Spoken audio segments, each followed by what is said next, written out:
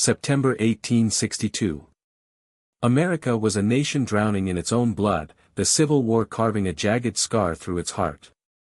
The Confederacy, fighting for its independence and the right to keep millions enslaved, clashed with the Union, desperate to hold the country together and end the sin of slavery. In the rolling hills of western Maryland, near the sleepy village of Sharpsburg, a creek called Antietam wound through fields of corn and orchards. It was a place of pastoral beauty, where farmers tilled the soil and children played under the harvest moon. But in the fall of 1862, this quiet land was about to become a slaughterhouse, its name synonymous with death. Some say the ground itself sensed the coming carnage, whispering a curse that would bind the souls of the fallen to its banks forever. The road to Antietam, a nation at the breaking point. The Civil War was in its second year, and the Union was reeling. Confederate General Robert E. Lee, the South's tactical genius, had outfoxed Northern commanders at every turn, his victories at Bull Run and the 7 days' battles leaving the Union Army humiliated. President Abraham Lincoln, his face etched with worry, faced mounting pressure. The North's morale was crumbling, European powers like Britain were eyeing the Confederacy as a potential ally, and Lincoln's dream of abolishing slavery hung by a thread. He needed a victory, any victory, to turn the tide. Lee, sensing the North's weakness, made a bold move: invade Union territory.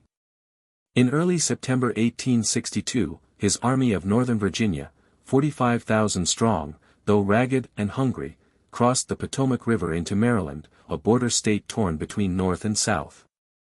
Lee's plan was audacious: seize supplies, rally Maryland's pro-Confederate sympathizers, and deal a blow that could force Lincoln to sue for peace. His men, barefoot and living on green corn, marched with defiance, singing "Maryland, my Maryland," as they dreamed of glory. But fate intervened. On September 13, 2 Union soldiers from the 27th Indiana Regiment, resting in a field near Frederick, Maryland, stumbled on a lost Confederate document wrapped around 3 cigars. It was Lee's Special Order 191, his battle plan, detailing how he'd split his army to capture Harper's Ferry. The orders landed in the hands of General George B. McClellan, the Union's cautious but ambitious commander. McClellan, nicknamed Little Mac, commanded the 87,000-man Army of the Potomac, a force twice Lee's size. Reading the orders, he crowed, "Here is a paper with which, if I cannot whip Bobby Lee, I will be willing to go home." Yet McClellan hesitated. Known for his meticulous planning and paralyzing indecision, he wasted precious hours, giving Lee time to regroup. By September 16, Lee's army reunited near Sharpsburg, taking position along a low ridge west of Antietam Creek. His men dug in, using stone walls, fences, and a sunken farm lane for cover, their artillery crowning the hills.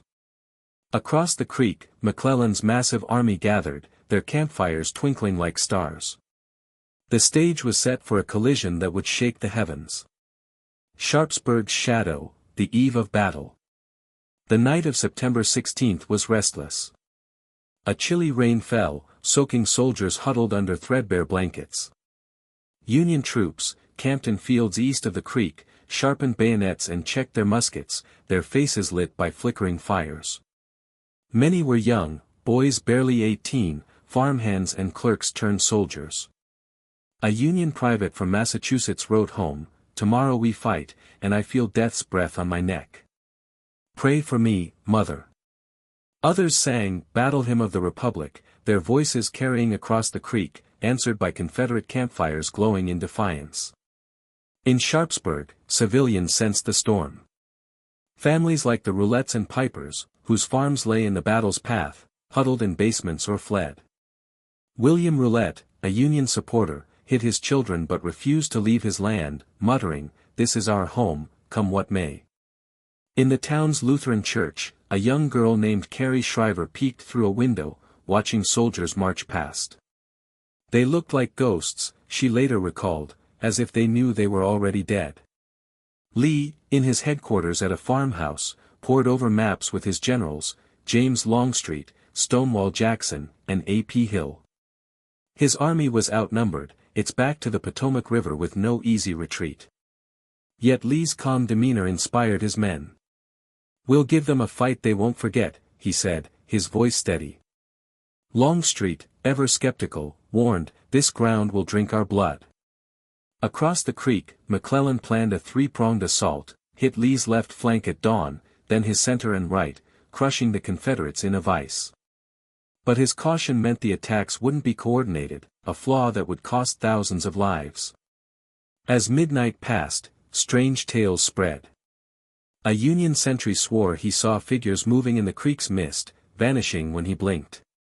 A Confederate drummer claimed he heard distant cries, like voices from another time. Farmers whispered of omens, a blood-red sunrise, crows circling the fields. Was Antietam just a battlefield, or had the land itself been marked by some ancient doom, hungry for the sacrifice to come? September 17, 1862, the dawn of slaughter. At 5:30 a.m., the battle began with a roar. Union artillery, 70 cannons under General Joseph Hooker's 1st Corps, opened fire from a ridge east of the creek, their shells arcing over a 40-acre cornfield owned by David Miller. The barrage tore into Confederate lines, splintering trees and shredding men. General Stonewall Jackson's 7,000 troops, entrenched in the cornfield and in nearby West Woods, fired back with their own cannons, the air erupting in smoke and flame. The cornfield, its stalks tall and green, became the focal point of the morning's fight, a killing ground that would change hands over a dozen times. Hooker's 8,600 men, led by divisions under Generals Abner Doubleday and James Ricketts, surged across the creek, their blue coats a wave crashing toward the cornfield. "Forward, boys!" Hooker shouted, his white horse a beacon in the dawn. The Union troops, bayonets fixed, charged into the corn, their muskets blazing. Jackson's Confederates, hidden among the stalks, unleashed a devastating volley. Hundreds of Union soldiers fell, their bodies crumpling like scythed wheat. It was like walking into a hailstorm, a survivor recalled. Men dropped so fast you couldn't see the ground. The cornfield became a meat grinder. Confederate troops under General John Bell Hood counterattacked, their rebel yells piercing the chaos.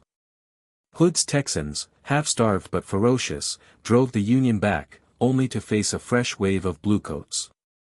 Regiments on both sides dissolved into chaos, men firing point-blank, clubbing each other with rifle butts, stabbing with bayonets. The corn was shredded, its stalks mowed down by bullets, the ground carpeted with bodies. By 7:30 a.m., over 5,000 men lay dead or wounded in the cornfield alone, the air thick with screams and the coppery stench of blood.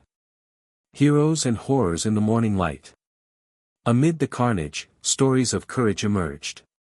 Union General Joseph Mansfield, a 58-year-old veteran, led his 12th Corps into the fray, rallying his men with a sword raised high. Minutes later, a Confederate bullet pierced his chest, and he died gasping, "Hold the line." His men, enraged, fought on, pushing into the east woods near the cornfield. On the Confederate side, 19-year-old Lieutenant John Pelham, an artillery prodigy, manned a single cannon under withering fire, his shots tearing through Union ranks until his gun was silenced. The fighting spilled into the West Woods, where Jackson's men ambushed a Union division under General John Sedgwick. In 15 minutes, 2,200 Union soldiers fell, their lines shattered by a storm of bullets. Sedgwick, wounded 3 times, was carried off, his men fleeing in panic. "It was like the woods themselves were shooting at us," a survivor said. Yet the Confederates, exhausted and low on ammo, couldn't press their advantage. Hood's Texans, having lost half their men, collapsed in the rear, Hood weeping as he reported, "My division is gone." By 9 a.m., the northern sector of the battlefield was a charnel house.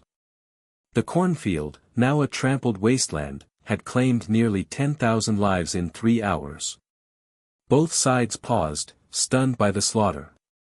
Hooker, wounded in the foot, was carried off, cursing McClellan's failure to send reinforcements. Jackson, his face grim, rallied his men for another stand. Across the creek, McClellan watched from a hill, his telescope trembling in his hands. "My God, what have we done?" he muttered, still holding back 2/3 of his army. September 17, 1862, mid-morning. The fields around Sharpsburg, Maryland, were a vision of hell.